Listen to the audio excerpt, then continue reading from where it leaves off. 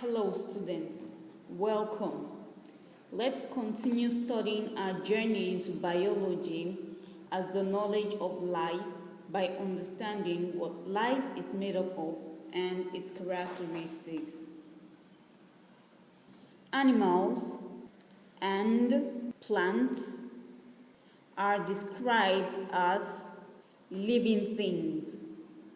For an organism to be considered as living, there are certain things that it must be able to do. Some of these things include the following. A. Feeding and respiration. All animals and plants need food. Getting the food is called nutrition or feeding.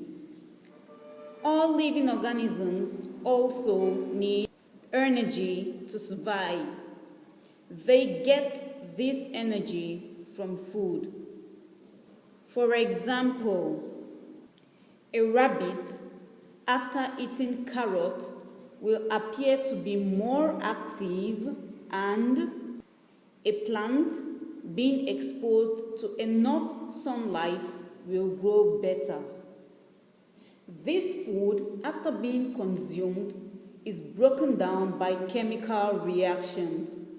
These reactions require oxygen and release carbon dioxide and energy. This process is called respiration and is described in the following equation.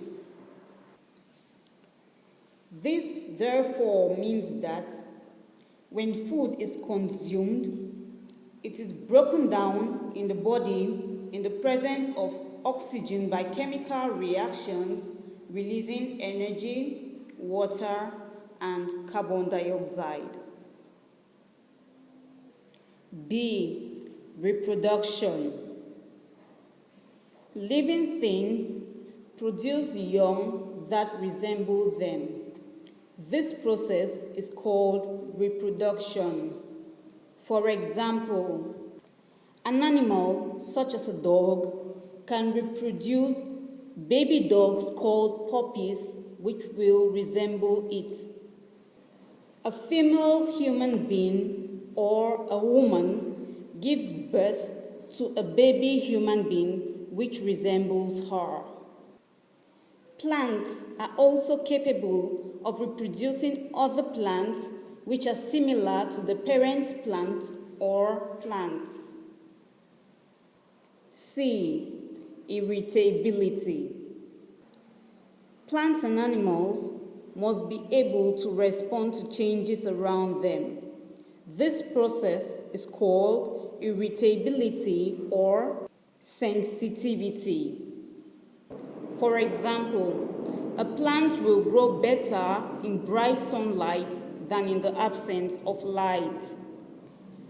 Humans are able to respond to changes around them by frowning, laughing, crying, smiling, shouting, sweating, jumping, and so on. An animal, such as a dog, can also respond to a change in its body temperature by sticking its tongue out to ease transpiration and evaporation so as to decrease its body temperature. D. Locomotion. Living organisms are able to move themselves or parts of their body from one place to another. This is called movement or locomotion.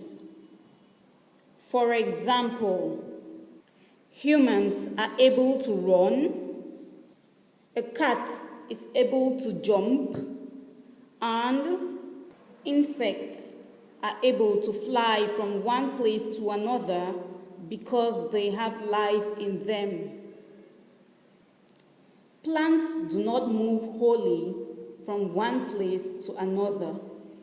However, some parts of plants, such as the roots and the shoots, are able to change their direction of growth in response to environmental conditions. Talking about growth, it occurs when living organisms change food materials into their own living materials. Growth can therefore be defined as a permanent increase in size. In animals, growth occurs in all parts of the body and stops at maturity, as can be seen in the diagram below.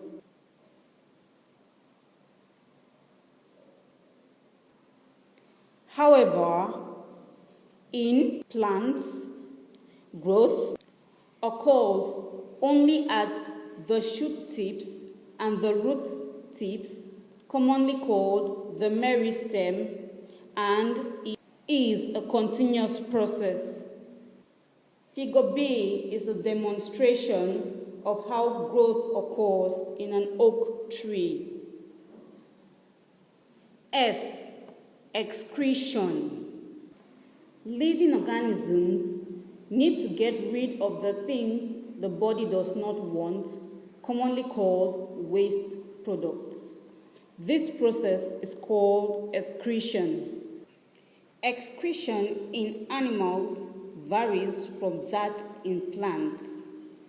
This is because in animals, they have specialized structures that get rid of the waste materials from the body. These waste materials originate from activities within cells, commonly known as cell metabolism, and are called excreta. They include urine, sweat, and carbon dioxide. The organs responsible for excretion include the kidneys, lungs, skin, and liver. The kidneys do this producing urine. Carbon dioxide from cells is carried to the lungs in the blood, where it moves into the air and is breathed out. The skin gets rid of waste material in the form of sweat. The liver removes waste material from the blood.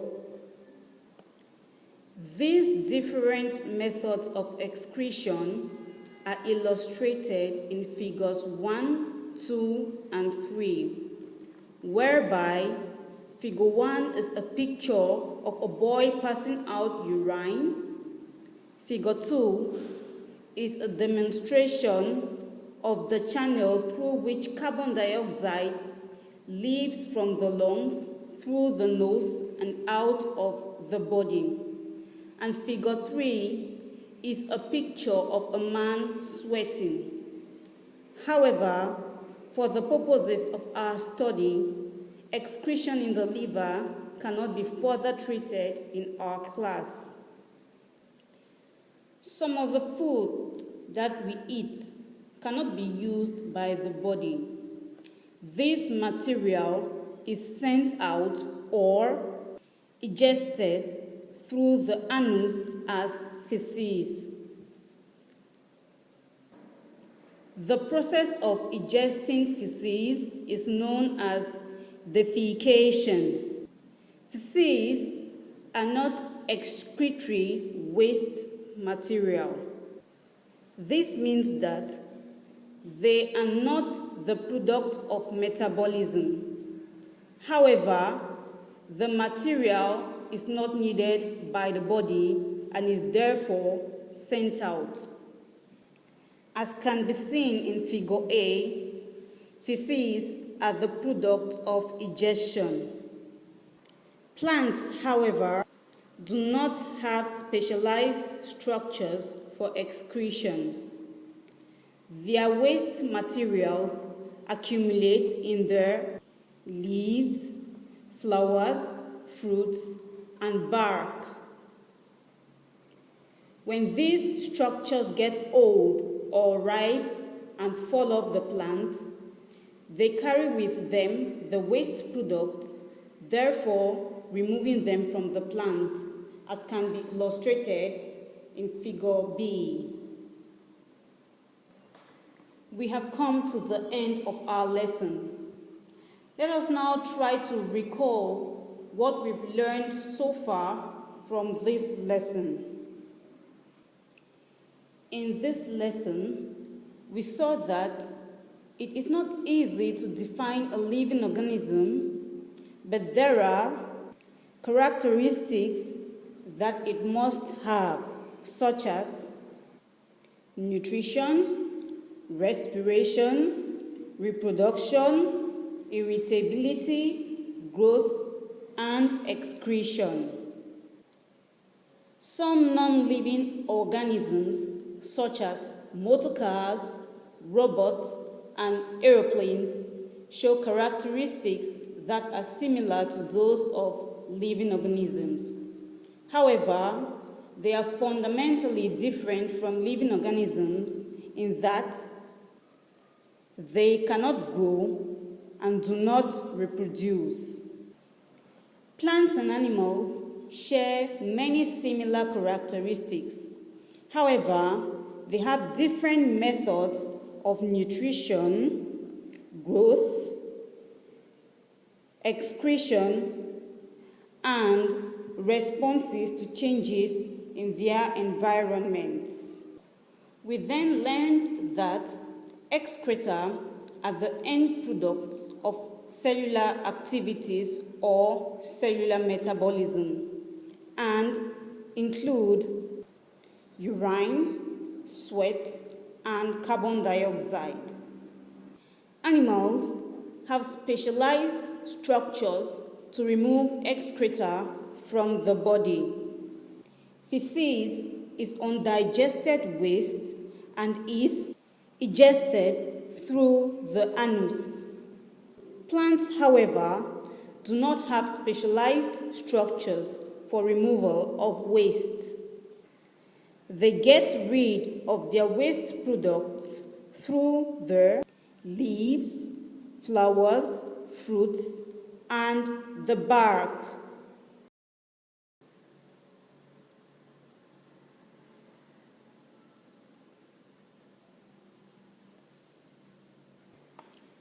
In order to appreciate the work covered and prepare yourself for the next lesson, please do attempt the revision questions that follow.